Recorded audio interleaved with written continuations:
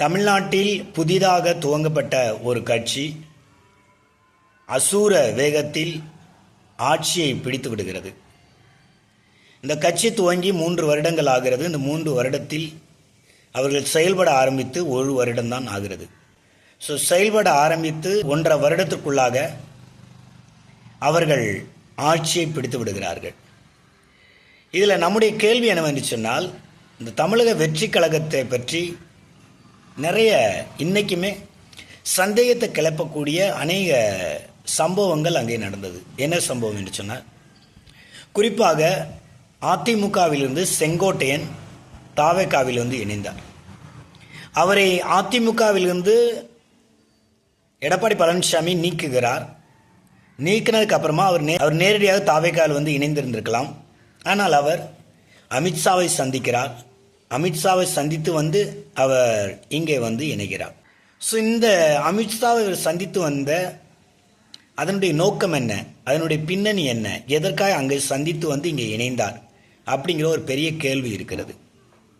இரண்டாவது, அங்கே இருக்கக்கூடிய நிர்மல்குமாராக இருக்கட்டும், அருண்ராஜா இருக்கட்டும், இவர்கள்லாம் அந்த ஆர்எஸ்எஸ் பின்புலத்தில் உள்ளவர்கள். ஆனால் இன்றைக்கு அவர்களுடைய அந்த நிலைப்பாடு என்னவென்று தெரியாது. அன்றைக்கு அவர்கள் ஆர்எஸ்எஸ் பின்புலத்தோடு இருந்தவர்கள். அப்படிப்பட்டவர்கள் இங்கே வந்து சங்கமிக்கிறாங்க. மூன்றாவது, ஆதவ் அர்ஜுனா பற்றி சொல்லவே வேண்டாம். அவர் திமுகவுக்கு வந்தார், அதுக்கப்புறம் விசிகாவுக்கு வந்தார், விசிகாவில் வந்து தாவேகாவுக்கு போனார். தாவேகாவில் அவர் தான் முதன்மையான நபராக அங்கே செயலாற்றி கொண்டிருக்கிறார். இன்றைக்கு வந்து ஒரு முதலமைச்சர் அப்படின்னா அது விஜயா ஆதவா என்று சந்தேகத்தை கிளப்பும் அளவுக்கு ஆதவ் தான் அங்கே துடிப்போடு செயல்பட்டு கொண்டிருக்கிறார். இவர்களெல்லாம் சங்கமித்த ஒரு இடம்தான் தாவேகா. அதன் பிறகு அந்த கட்சியின் தலைவர் விஜய் மீது கரூரில் நடந்த சம்பவத்தின் காரணமாக 41 பேர் உயிரிழந்த அந்த சம்பவத்திற்காக அரசு வந்து அவங்க மேலே வந்து அந்த வழக்கை எடுக்கிறாங்க. விசாரணைக்கு என்று சென்றவர் வெளியில் வரும்போது காரில் மேலே ஏறி அவர் வந்து கையை அசைத்து கொண்டே அவர் வருகிற அந்த சிக்னல்ஸ்லாம் பார்க்கும்போது ஏகப்பட்ட சந்தேகங்களை கிளப்புகிறது.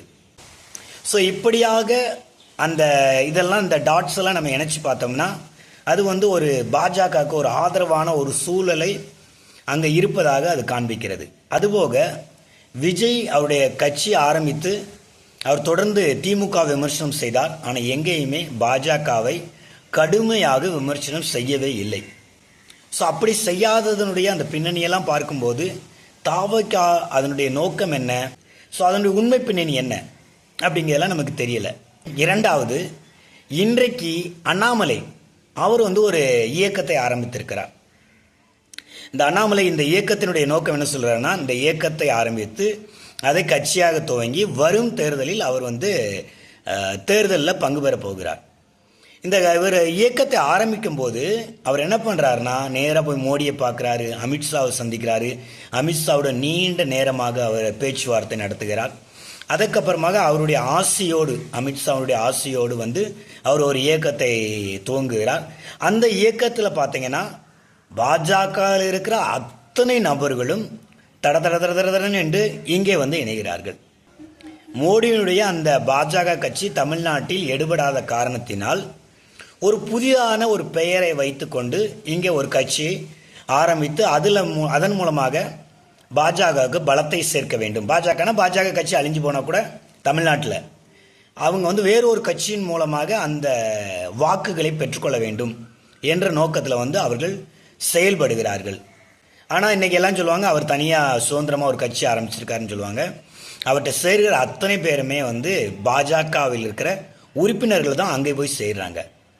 இப்படியெல்லாம் இந்த போகிறத பார்க்கும்போது இங்கே ஆரம்பித்த தாவேகா கட்சி, இப்போது ஆரம்பிக்க போகும் அண்ணாமலை கட்சி, இவங்களுடைய ஃப்யூச்சர் பிளான் என்ன, இவங்களுடைய எதிர்காலத்தினுடைய நோக்கம் என்ன, எதை நோக்கி இவர்கள் பயணித்து கொண்டிருக்கிறார்கள், இப்படிங்கிறதெல்லாம் வந்து மக்கள் வந்து குறிப்பாக நம்முடைய வளர்ச்சிக்கு பாடுபடுவாங்களா, நமக்கு உறுதுணையாக இருப்பார்களா அப்படிங்கிறத நம்ம சிந்திக்கணும். சிந்தித்து செயலாற்ற வேண்டும். மீண்டும் ஒரு காணொலி மூலம் நான் உங்களை சந்திக்கிறேன். அதுவரை உங்களிடம் விடைபெறுவது உங்கள் பெனிஜான். மறக்காமல் இந்த சேனலை வந்து சப்ஸ்கிரைப் பண்ணுங்கள், ஷேர் பண்ணுங்கள், கமெண்ட் பண்ணுங்கள்.